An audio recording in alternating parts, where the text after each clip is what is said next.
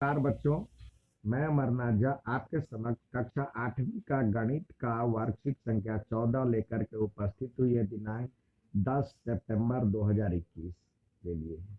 यहाँ पे पाइथागोरस त्रिक है। आइए पाइथागोरस त्रिक के बारे में समझें। प्रिय विद्यार्थियों, राम 8वीं कक्षा में पढ़ता है।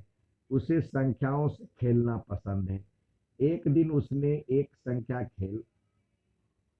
खेला जिसमें उसने एक संख्या चार संख्या ली। फिर उसने चार को दो से भाग दिया और उसे संख्या दो ही प्राप्त हुआ। चार को दो से भाग दिया तो दो ही प्राप्त हुआ। अब उसने प्राप्त संख्या दो का वर्ग किया। दो का वर्ग किया तो फिर चार आया। अब क्या किया उसने, चार प्राप्त हुआ। अब प्राप्त संख्या में से पहली बार एक जोड़ा तो उसे पांच प्राप्त हुआ। दूसरी बार चार में से एक घटाया तो तीन प्राप्त हुआ। तो वो तीन चार पांच मिल करके देखा जो कि क्या कोई ट्रिक बन सकता है। उसने उस पर विचार किया तीन संख्याएं। फिर वो सोचता है कि क्या तीन संख्याओं के बीच कोई संबंध है। उसने जाना कि दो संख्याओं तीन और चार के वर्ग का योग तीसरी संख्या के वर्ग के बराबर होता है। यानी तीन का वर्ग होता है, तीन का वर्ग है 9, चार का वर्ग 16। दोनों को जोड़ा तो 25, 25 पांच का वर्ग है। क्या आप जानते हैं कि संख्याओं के इस गुण को सबसे पहले किसने अवलोकन किया? संख वो थे पाइथागोरस। पाइथागोरस एक महान गणितज्ञ तथा दार्शनिक थे। इन्होंने संख्याओं के इस गुण को सबसे पहले अवलोकन किया, इसलिए हम इस गुण को पाइथागोरस ट्रिक के नाम से जानते हैं। अब इसमें क्या है, संख्याओं का एक ऐसा समूह जिसमें दो संख्याओं के वर्गों का योग तीसरी संख्या के वर्ग के बराबर होता है, तो हम उसे पाइथागोरस ट्रिक के नाम से जानते हैं। यदि ए, बी और सी कोई पूर्णांक है तो दोनों का कोई दो का जोड़ तीसरे के बराबर हो जाए तो पाइथागोरस त्रिक कहलाता है। अब बाकी संख्या पाइथागोरस त्रिक की एक संख्या दी गई हो तो हम अन्य दो संख्या कैसे प्राप्त करें उस पर भी विचार करते आइए। पहले दी गई सम संख्या के लिए पाइथागोरस त्रिक ज्ञात करें। माना कि सम संख्या 8 है तो हम क्या करेंगे, 8 का आधा करेंगे। पहले तो 4 आया, 8 का आधा किए तो ये 4 आया। तो अब 4 का वर्ग करेंगे। 4 का वर्ग किया तो क्या आया, 16। ठीक है। अब इसमें एक जोड़ दिए और एक घटा दिए। 16 में जब एक जोड़े, 16 माइनस एक तो ये 15 आया, और 16 प्लस एक ये 17। तो ये देखें अब क्या होता है। अब जो हमारा संख्या था, तीन संख्या थे, पहले 8 लिए थे और 8, 15 और 17 तीन संख्या मिल गया, और तीनों का जोड़ मतलब दो का जोड़ तीसरे के बराबर होता है। फिर से सीखे, यदि सम संख्या है तो हम क्या करेंगे, सम का जैसे सम है, सम का आधा करें। जैसे 8 दिया था, 8 या आप दूसरी संख्या भी ले सकते हैं। 6 दिया है, 6 का आधा करेंगे तो क्या हो जाएगा, 3। ठीक है। अब हम क्या करेंगे, इसका वर्ग करेंगे। पहले हमने 6 लिया तो एक तो संख्या लिख दी 6। अब इसका वर्ग करेंगे तो यह हो जाएगा 9। 9 में 9 प्लस 1 तो 10, और 9 माइनस 1 तो 8।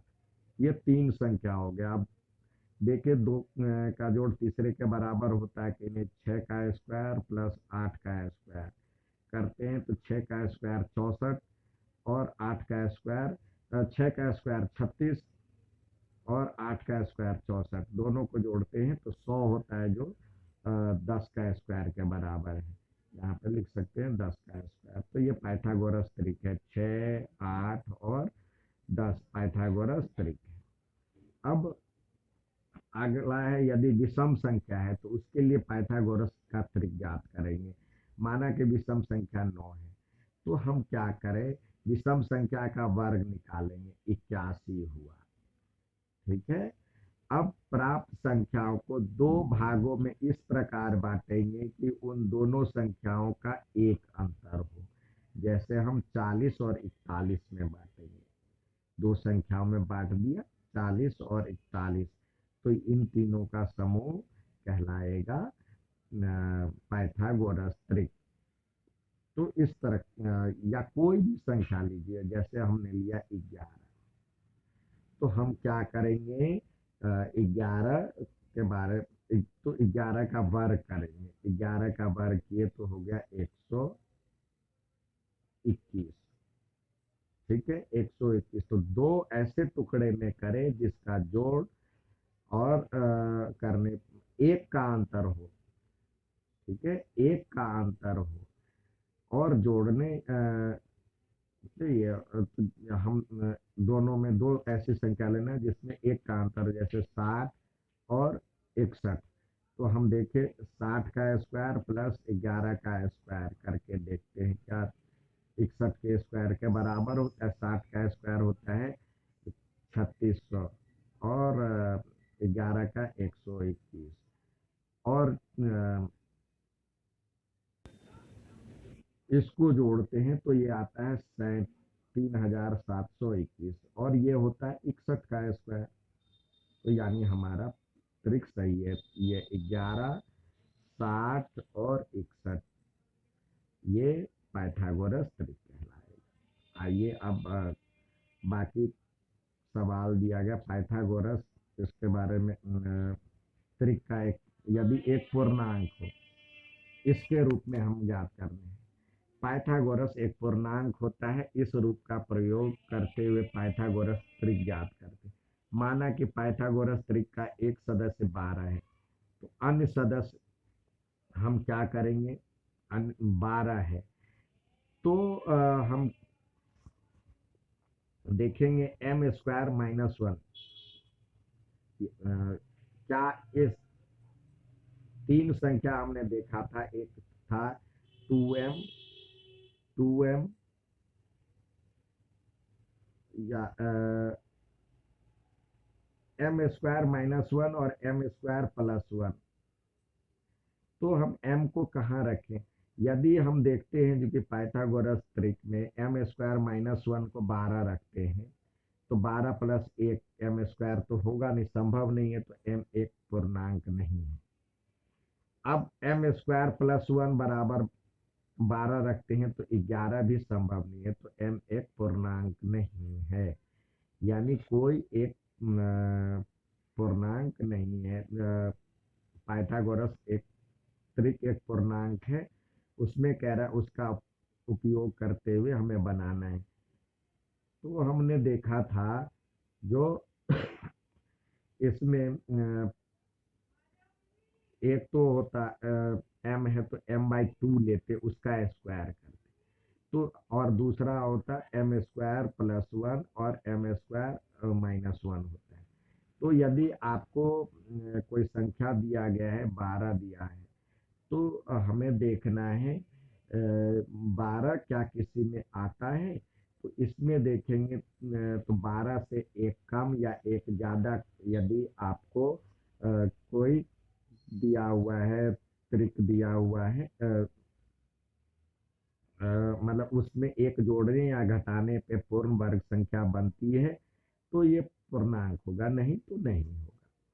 अब आइए आगे देखें, यहाँ पे दिया हुआ है माना कि 2m बराबर में 12, तो अब ये दोनों तो नहीं हुआ, अब 2m बराबर में 12 रख लिया, तो m बराबर में क्या हो जाएगा, 12/2, यानी 6। या तो 2m होना चाहिए, देखिए या तो 2m होना चाहिए या m सम संख्या होनी चाहिए, 2m बराबर में रखे या m/2 रखे, सॉरी m स्क्वायर माइनस 1 और m स्क्वायर प्लस 1, ये तीन तरह के बनते हैं। तो 2m बराबर में 12, तो m का वैल्यू हो गया 6। अब 6 से 6 का वर्ग करेंगे 36 और 1 37, और एक घटाएंगे 35। तो इस प्रकार तीनों एक त्रिक बन जाएगा, 12, 35 और 37 बन जाएगा। अब आइए दिया हुआ है पाइथागोरस त्रिक की मदद से प्राप्त, यदि एक संख्या ज्ञात हो तो अन्य दो संख्या ज्ञात कीजिए। 10 दिया हुआ है, तो 10 दिया हुआ है तो 10 को हमने देखा था जो कि या तो उसको 2m माने, या फिर m² - 1 माने, या m² + 1 माने। अब देखिए 10 है, 10 को हम तीनों कैटेगरी में रख सकते हैं, लेकिन 10 में देखें इससे एक कम, यानी ये एक कम करने पे 9 बन रहा है, तो यानी ये रखे m² + 1 = 10 हो गया। ठीक है, तो यानी m² बराबर हो गया 9, ये तो ये किसका वर्ग है, बराबर में 3 का वर्ग, तो m का वैल्यू 3 आ गया। अब 3 के स्क्वायर से एक कम, तो यानी यहाँ पे 8, और m क्या था हमारे पास, m 3 था, तो उसका डबल यानी 6। तो हमारे पास जो त्रिक आया पहले का, ये आया 6, 8, 10। अब दूसरा देखें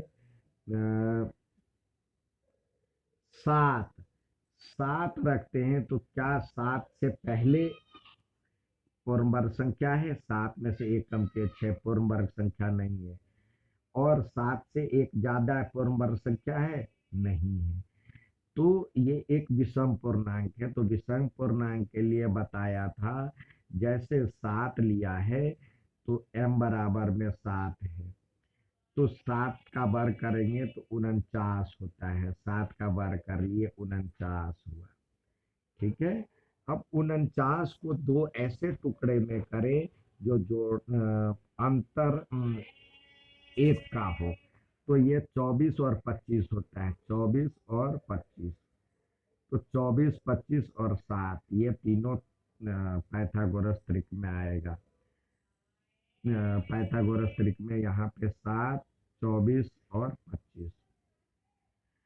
अब 16 है, 16 से पहले एक घटाने पे क्या पूर्ण वर्ग संख्या बनती है? यानी 17 और 15 पूर्ण वर्ग संख्या नहीं है, तो 16 को हम 2m बराबर मानेंगे। 2m बराबर में 16, तो m बराबर में क्या हो जाएगा? 8। तो m² - 1, 64 में से एक गया तो 63। m² + 1, 64 में एक जोड़ गया तो 65। तो ये 63, 65 और 8, ये पाइथागोरस त्रिक कहलाएगा। ये 8 और 63 और 65। अब अगला दिया हुआ आपके पास 18। 18 भी क्या एक पूर्ण वर्ग संख्या है? 18 से पहले उन 17 पूर्ण वर्ग संख्या नहीं है। बाद वाला 20 वो भी पूर्ण वर्ग संख्या नहीं है। तो ये 2m बराबर में रख ले, ये इसको रखे बराबर में 2m, तो m = 9 हो जाएगा। अब हम क्या करेंगे, इसका वर्ग करेंगे। 9 में 81, ठीक है, 81 यानी m² + 1, तो 82 + 1 और 81 - 1, तो ये हो जाएगा 80, और ये 82, और ये हो जाएगा 80। तो ये पाइथागोरस त्रिक कहलाएगा।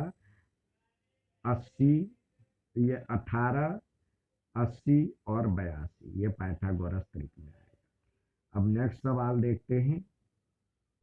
जांच कीजिए कि कौन सी संख्याओं का समूह पाइथागोरस त्रिक है। 6, 8, 10 अभी हमने देखा था, ये है। 9, 12, 15, 9 का स्क्वायर 81 होता है, और ये होता है 12 का स्क्वायर 144 होता है, और 15 का स्क्वायर 225 होता है। तो क्या ये होता है? 4, 1, 5 और 8, 14, 8, 22, तो ये भी होता है। ठीक है, 5, 12, 13, तो 5 का वर्ग 25 और 12 का वर्ग 144 बराबर में 1 6 9, तो ये 13 का वर्ग होता है। 7 28 29, तो अब देखिए ये 7 28 29 को 7 का स्क्वायर 49, और 28 का स्क्वायर होता है, 28 का स्क्वायर होता है 784, 7 8 4, तो इसको जोड़ेंगे तो 9 4 13 होता है। आपको पता है जो कि 13 मतलब 833 होगा, और इकाई का अंक 3 कभी आता ही नहीं पूर्ण वर्ग संख्या में, तो ये गलत है। बाकी तीनों सही है। ठीक है, अच्छा लगे तो लाइक और सब्सक्राइब जरूर कीजिएगा। धन्यवाद।